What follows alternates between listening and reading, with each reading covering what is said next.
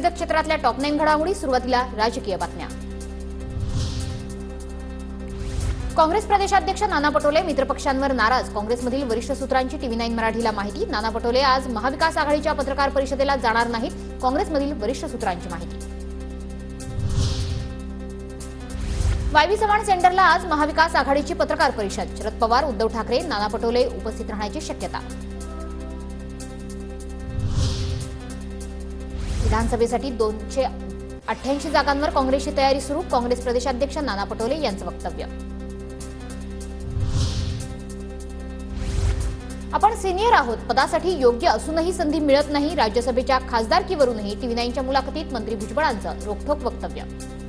पक्षातील नेत्याने की मला राज्यसभेवर जायचं आहे. मी ते कारण सुद्धा सांगितले.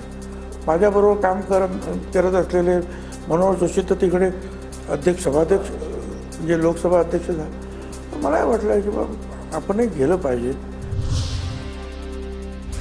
अमित शहांनी नाशिक लोकसभेसाठी बैठकीत माझं नाव सुचवलं. दिल्लीतून नाव ठरलेलं असतानाही शेवटपर्यंत नाव न आल्यानं अपमान झाल्यासारखं वाटलं, म्हणून लोकसभेतून माघार घेतली. छगन भुजबळांचं स्पष्टीकरण. जी दादा म्हणाल की आम्हाला सीट द्या, आम्ही समीर भुजबळ यांना उभं करतो, ते माझी खासदार आहे. तर अमित शहा मध्येच म्हणाल की नाही उन्हें जो मंत्री कौन है वो मंत्री वहाँ खड़ा रहेंगे. म्हणजे मी तुम्हाला नाव नाही घ्यायचं की तुमचा अपमान नेमका कुणी केला.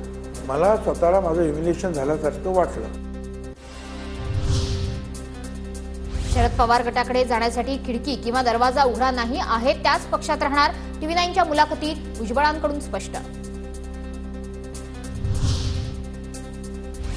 बाळासाहेब आणि राज ठाकरे यांचे मतभेद कसे झाले? राज ठाकरे यांचे रक्ताचे नाते होते. बाळासाहेबांच्या अटकेच्या टीकेवरून मंत्री भुजबळांचा टीव्ही 9च्या मुलाखतीतून पलटवार.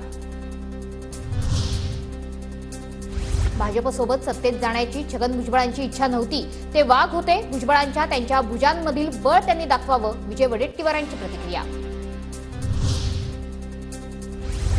भुजबळांना मंत्रिमंडळात घेतलं, पण त्यांचा छळ संपवला नाही. भाजपला ओबीसींबाबत राग, त्यांनी अनेक ओबीसी नेत्यांना संपवलं. नाना पटोलेंचा भाजपवर निशाणा. छगन भुजबळांना 2.5 वर्ष जेलमध्ये टाकलं, त्यांना पुन्हा आपल्यासोबत घेतलं, मंत्रिमंडळात घेतलं, पण त्यांचं छळ हा संपवला नाही, असं चित्र आपण पाहतोय.